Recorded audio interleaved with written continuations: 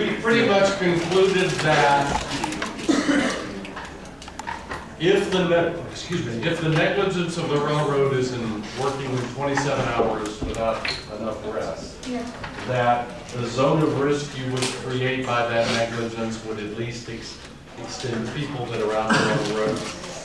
And by the way, Josh, what was your earlier observation before we started back? You were asking me about how I drew the zone of risk. Yeah. And you were maybe fiddling with it. Yeah. Yeah. And by the way, when I drew the zone of risk right here, or if I drawn it there, I think you get the sense of it. It's not exactly where the dotted line is. But if you run into the back of a car, James, would you naturally put at risk people and property in more or less the vicinity of the intersection? So again, it's not going to be quite as definitive as my line might have suggested. And clearly wouldn't extend in James' case to the person 2 blocks away. All right. All right. So, Alexis, I'm looking now at the last page of the LeMaster case, where the railroad makes yet another argument. Having apparently lost on the injury was not foreseeable argument, what was under Roman numeral 2, what is the new and different argument that the defendant is making? It says, in order to relieve a person charged with negligence in connection with an injury, must be a negligent act or omission which constitutes a new effective cause and operates independently of any other act, making it and it only the proximate cause of the injury. Mm-hmm.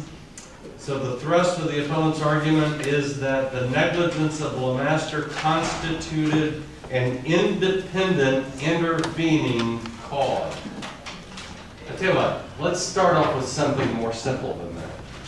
Alexis, let us assume that you live in a neighborhood of more or less 0 lot line homes, where the homes are very close to each other, maybe only 5 or 10 feet between the houses.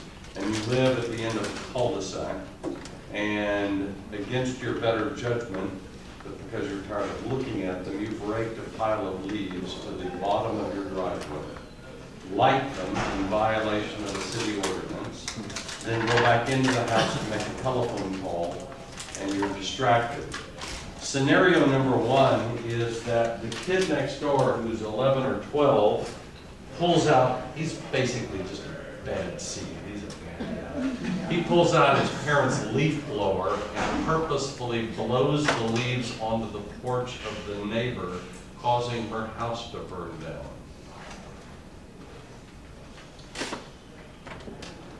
What argument do you think you should be entitled to make? Understand, you were clearly negligent by burning the leaves. Had you not done so, the result would not have occurred. Perhaps it's foreseeable that somebody's house might burn as a consequence. But what are you going to be arguing about the impact of this independent intervening event? If he didn't blow the leaves, then probably would not have burned that house. Okay. All right. Well, let me change the facts a little bit. Let's assume that it's not the neighbor, but rather a gust of wind that arises when you're inside making the phone call, and the gust of wind blows the leaves onto your neighbor's porch and burns your house down. Do we have a similar sort of independent event or intervening event?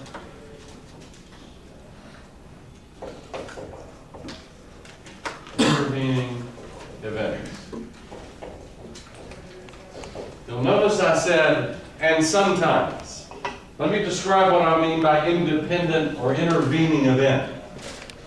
Originally, what we had in the case of the leaves, we had the defendant do something that was negligent. In that case, burning the leaves.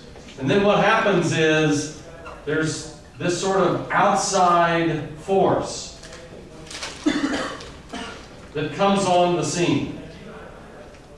This outside force typically takes the form of an act of God, perhaps an act of a third party, TP third party, making the matter much worse than it would have been before.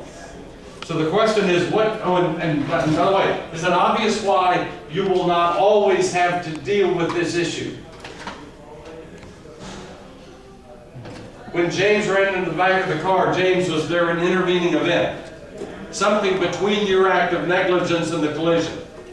No. No. So you're only going to have to go down this road if you have this sort of outside force. So Alexis, what is your, what the,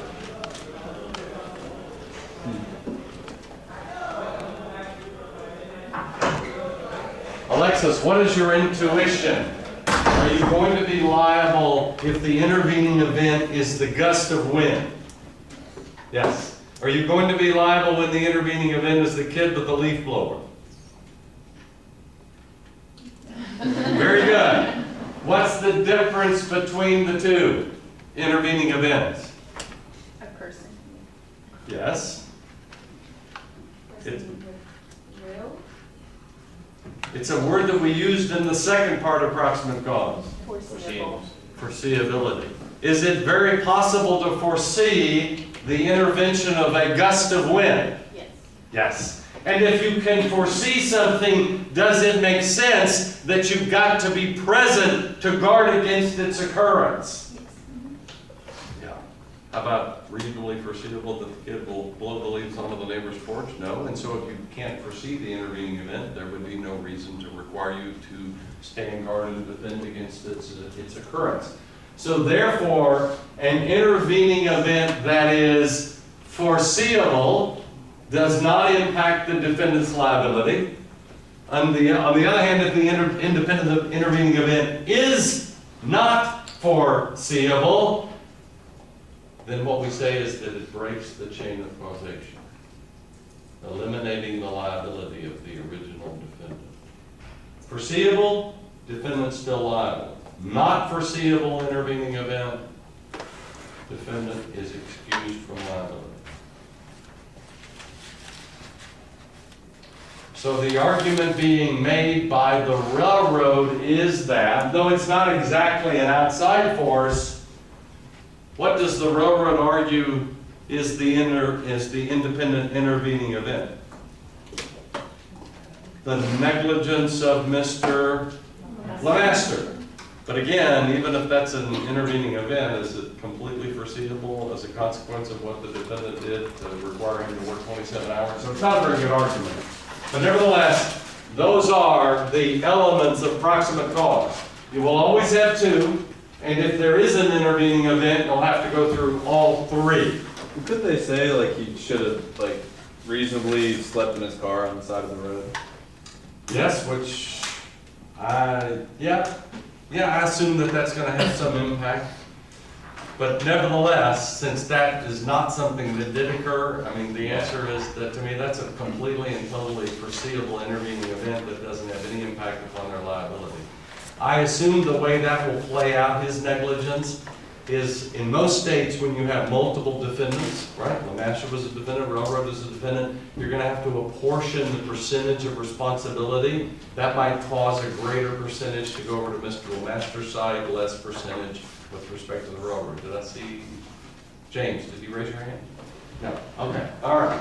Very good. So Christy, so are you okay? You're going to be liable for the damage to the plate glass, probably liable for any small injury that occurred to the child, but clearly not liable for the death of the mother. Right? All right. Any question about proximate cause? Okay.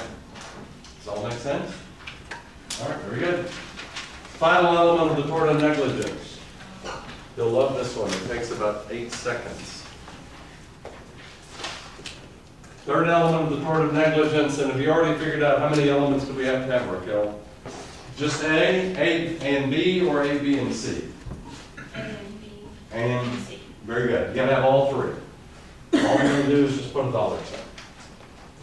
That is, you can't have a successful negligence case unless the plaintiff is able to show harm, injury, damage to property, something. And that's all that we will say about it. And given the fact that I didn't spend more than 10 or 12 seconds, is that likely to be a big part of your exam? No, I don't even care whether you mention it or not.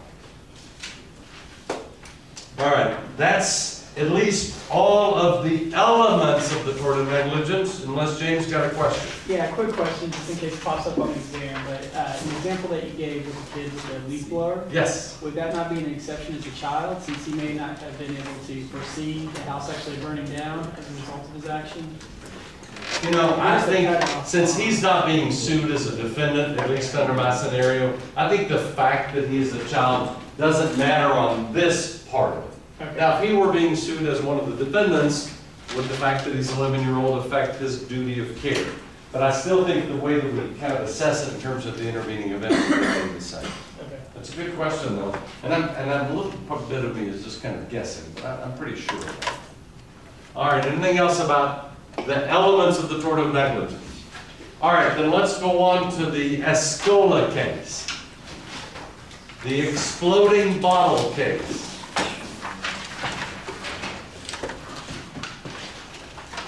John, what happened in the exploding bottle case? Well, Gladys was taking the... By the way, have you recited John? No. I didn't think so. Good. I didn't want you to feel picked upon.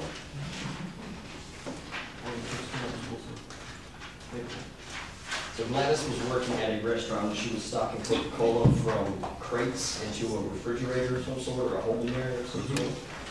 And while she was maybe the third bottle in, the bottle exploded in her hand. She could see the fracture line. Okay. Cut her hand open pretty good. Mm-hmm. The bottles were delivered the day before. Time to settle. All right. All right. She didn't apparently shake the bottles or in any way contribute to the Witnesses business. said she did. Yeah, well, she said she didn't. And we can assume that she probably didn't. Right. And actually did some nerve damage. It was pretty deep cut. So did they run some tests on the bottle to figure out what was wrong with it? The bottle was thrown away, apparently. Which would At the be a scene. totally normal thing for somebody to do, get rid of the bottle. Does that create a practical problem for the plaintiff, who is Mrs. Escola suing the Coca-Cola bottling company? Does that create a practical problem for her lawyer? I'm gonna say no, because there's a... Well, I mean, without that thing that we're going to talk about momentarily, is it pretty hard to prove the precise manner in which the defendant failed to exercise reasonable care? Sure. Yeah, it's literally impossible to do so. That is, using the parlance of the law, what sort of evidence do we lack? Which we're going to call direct evidence. We have no direct evidence, right, that you can acquire through the senses. We have no direct evidence